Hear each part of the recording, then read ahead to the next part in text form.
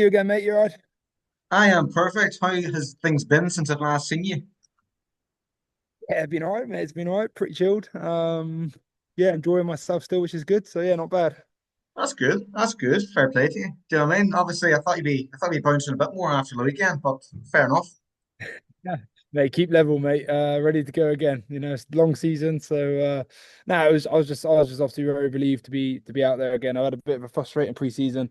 Um, Partly to do with myself. I tore my calf towards the end of the running block. So just Yeah. as we were about to start rugby, I tore my calf, which was frustrating. And then, probably came back a little bit too early where I did it again on my last running session. But, the things like that happen. And then had 35 minutes against Perpignan. So I thought I was out of the woods, and then was in line to play against Montpellier the week after, then got a knee on knee in training. Um, so it's just the way it is, isn't it? But touch wood, I look after myself, and yeah, I hope it'll be all right. I was going to say I saw that knee training lad. I was watching your vlog before all this. Yeah, mate. You, I've entered the vlogging world, you mate. love a hat, lad. I can tell that from just looking at you. I do like hats, mate. Considering I spend a lot of time doing my hair, I'm a big fan of hats, mate. So this is just one of my This is my summer hat. So it's been awful weather here this week, so I'm just trying to hold on to the last bit of sun. Is it some dying over there, eh? Yes, this week is the probably, it feels like winter's arriving very quickly. We've not seen the rain in the last 4 weeks, I don't think, but it's not stopped raining for the last 3 days now. So you know, summer's over, winter's definitely coming. I was telling Alton it's shining here, like it's all good. Yeah, mate. But like, look, you're obviously, as I saw in your vlog, I saw all this. Like, you're still living in France, you're still giving the French a go. It's not easy learning a language. I know that myself. I'm in Spain, so it's not easy. But as I saw of your wains, like you're clearly loving it as a family. Like, how is that kind of feeling for you, seeing them grow up here and by the looks of things, loving it? Yeah, it's actually it's really surreal to be honest with you. Like we mentioned before, and like I've mentioned before as well. That the first 6 months it was pretty tough. Very easy for me just to drop in with a new team, and was made to feel very welcome here. But obviously for my family, it was very difficult in terms of taking the kids to school and then really them not struggling, but just not having any friends. Obviously not understanding the language at all. But you do listen to the people around you, and they say, especially I spoke to Roger a lot before coming, and he said that it's tough for your kids. It is, and it's heartbreaking to see them upset, and it's heartbreaking making them to go to school every single day. But you do get through that, and it could take 6 months, could take a year, but eventually you get through it. And I certainly felt after the first year we got through that, and like I showed on the vlog, like Nori, my eldest now, is her French is unreal. Yeah, They love going to school every day. They enjoy it. They enjoy speaking the language. They enjoy the different cultures. They come home every day and they say they've learned something new or they do this. And I come home from training now, and my wife and I get to see them happy, get to see them smiling. They're teaching us French as well, which is yeah, pretty cool. And like I said in my vlog, this she spends a lot of time correcting me when I'm speaking French when I'm out. Um, but I look at that and I smile and I think it's brilliant. And when we see family, we don't see family very often, but when they do come out and say and visit us, they've changed. The kids have changed a lot, they say. yeah. So yeah, it's pretty cool to see them growing up and experience this culture that we're doing. Well, I was going to ask as well, because obviously seeing and hearing that from you, like, was that needed, the kind of honesty from Raj of, look, it isn't easy. Do you know what I mean? Like, did that help you kind of just trust him a bit more of that kind of way rather than him being like, oh, they'll be grand? Yeah, exactly. I think, not just Roger, obviously, there's a few guys I spoke to about it, and it is as much as you want them to say the kids will be fine, it'll be, their kids, they'll get used to it. When you're in the thick of it, it's horrible. Like I remember Nori coming home from school, crying most nights, and next morning crying again, not wanting to go to school, and when the tears eventually did stop, I asked her about her day and like ask her how she got on and what did you get up to, and yeah, no, she would say like, yeah, no, it was good, Daddy. I played at lunchtime. I'm like, oh, who did you play with? And she's like, oh, no one. I played by myself. and it's Mm. just like that's just like like you feel your heartache and obviously there's been times where me and Zoe, my wife, have spoken. We've like, oh, is this the right thing? This is obviously the right thing for my rugby, but is it the right thing for my family? But you do remember those conversations, and like I mentioned with Roger, like it makes it a lot easier to know that everybody was in the same boat at one stage. And like I said, it doesn't matter. It could be 6 months, could be 8 months, could be a year, but they do get through it. And the kids are very resilient, and they're tough. And like I said, for us, it was about a year, and you could see them really turning the corner, and you could see them really enjoying it and embracing it. So, yeah, it was nice to know that there'd be a bit of light at the end of the tunnel. Well, obviously, it looks like you're loving it in France, cycling every day, getting to the beach, doing everything you love. Do you know what I mean? Would you ever return to England, or are you just like, oh, France seems to be it now? Um, do you know what?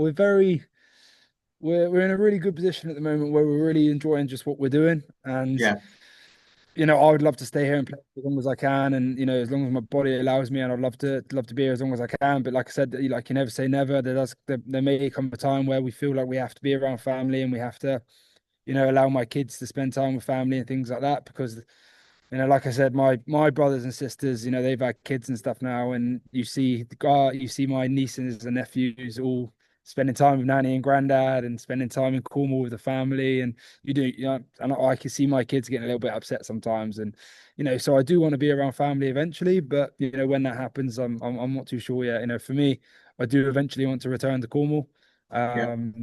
so yeah, but like I said, we're in a position where we can just, chill out at the minute and take whatever comes.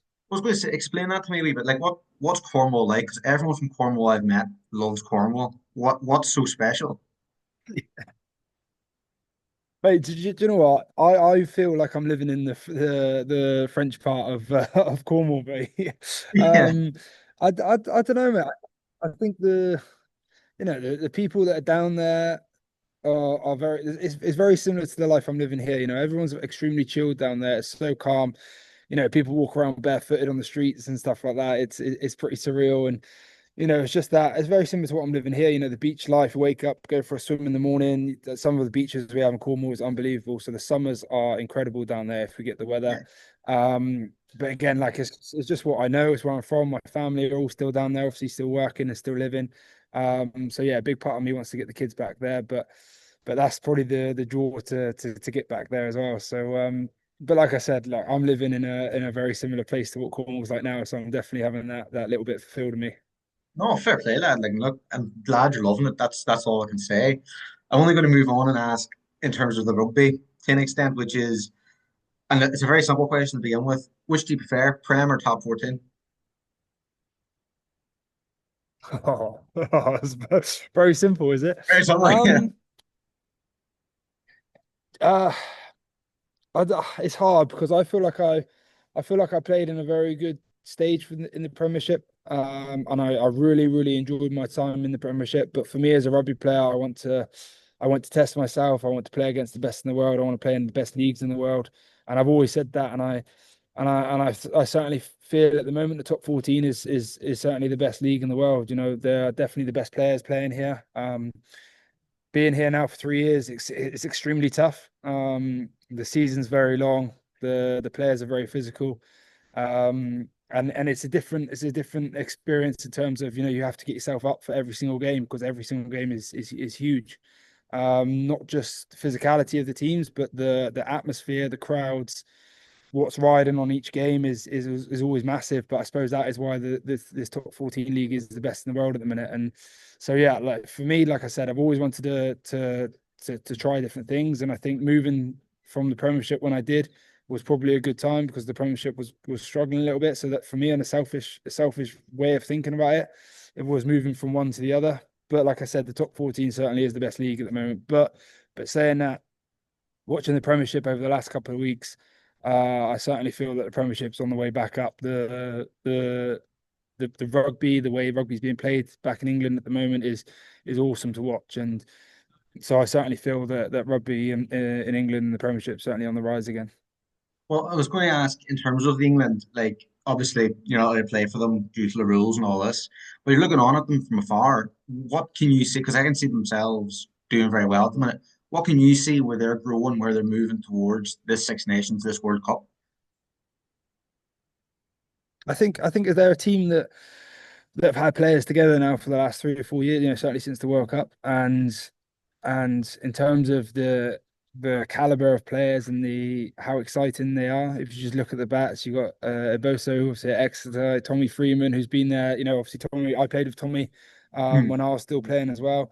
He's one of the experienced guys there, and you got that headache selection at fly half. Who you're going to pick, and then the amount of centers and stuff we have at the minute. There's in the past, there's not been too many players to pick from. Hmm. I'd say that have all been on form at the same time. But certainly now, I think it'd be an incredible hard decision to decide who you're going to pick and who you're going to put in each position. But at the same time, from a neutral, from an outsider who's looking in, it's extremely exciting. And obviously that's the backs, and then you look at the forwards as well. They're just exciting. I think you've got a massive blend of experience in terms of some of the older boys like Luke Cowan-Dickie, Jamie George, who's still there, Owen Farrell, who's obviously gone back, Henry Slade as well. But then you've got those exciting players. Obviously the fella from Saracens who's just been called up to the squad as well. Yeah. He scored 5 tries at the weekend for Sarries, I think.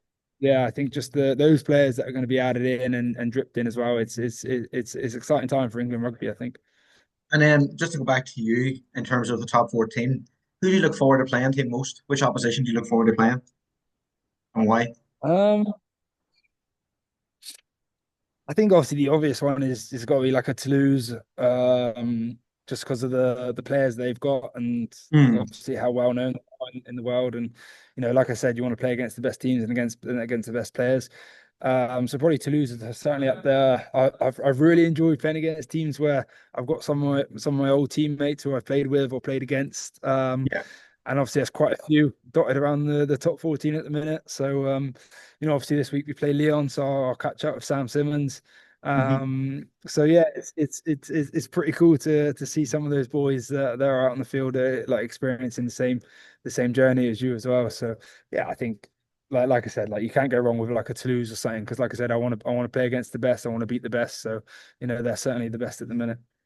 And in regards to the vlog, I was talking to Hollow Ogdogwu about the growth of rugby and the need to grow it.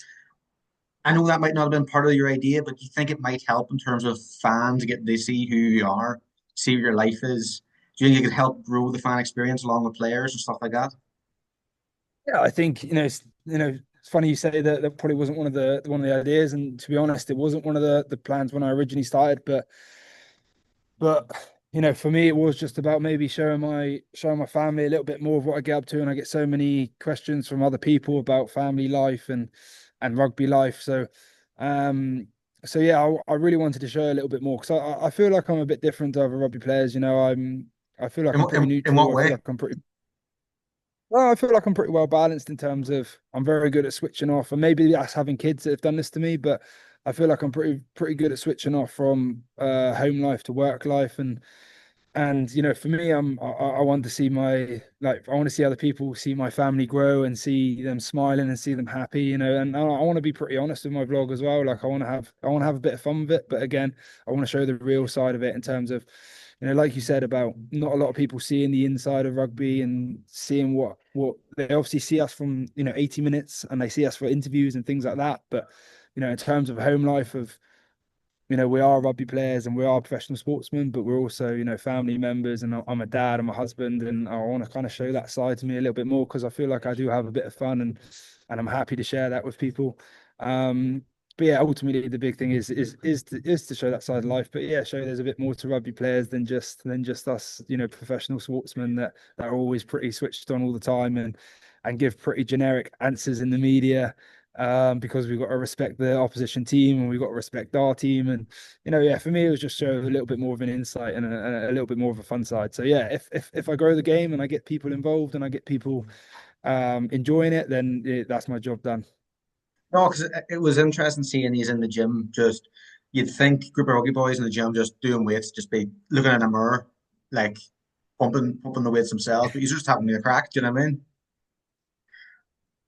Yeah, and I think the plan is to show a bit more of that as well. Like obviously my first one, I was uh I wasn't involved much with the team, let's put it that way, obviously because of injuries and things like that. So, I did a bit of my stuff beside, in the gym by myself with the conditioners and all. But, when you're back with the team and you are training, I get to show a bit more with the boys. And, obviously I get a bit of stick for it, and rightly so. But, the boys are all pretty happy and the boys are pretty happy to enjoy it and join in with me as well. So, I want to show a bit more of the stuff that you don't see, like I said, the gym sessions, I don't know, the traveling on the buses, the traveling on planes, you know what I mean? You just see the a side of it where the boys are pretty chilled and pretty relaxed as well. So because we've got so many characters in this team, it's unreal. So yeah, for me, I want to show a bit more of them.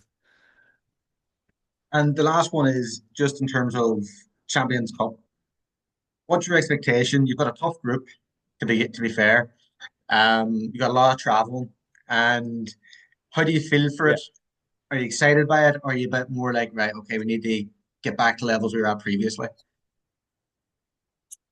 Yeah, I think I'm always excited for Champions Cup and I think, obviously like it would be nice sometimes to have an easier pool where, they're still must win games, but the the the teams that obviously we've got coming up again, we're very used to playing Leinster now. We played the Stormers twice a couple of years ago, played Leicester a couple of years ago as well. So, like you said, we have got a tough pool and this competition is tough. I don't think there's not many too easy games.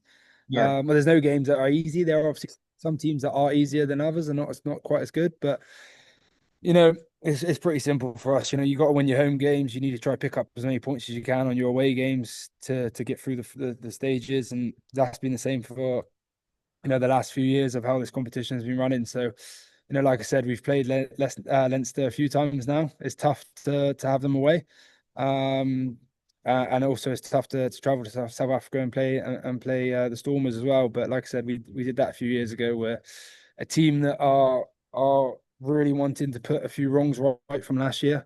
Yeah. We let ourselves down massively against Munster at our place. Again, credit to Munster, they're an unbelievable team. But we do back ourselves at the Flan and we back ourselves at home, and we just went up to standards that week, and it's frustrating to be involved in to watch. So yeah, for us this year is about, like I said, winning the home game. Certainly, we got Quins and Leicester at home, Yeah. which will obviously be quite cool for me. Yeah, another few familiar faces. Um, you certainly got to win them, and then, like I said, you got to pick up as many points as you can away. So, it's an exciting one for us, tough one for us, but it's one that we want to keep pushing with now. No, Jack, look, I'll let you enjoy your day, and I really appreciate you taking the time to talk to us once again. Thank you very much.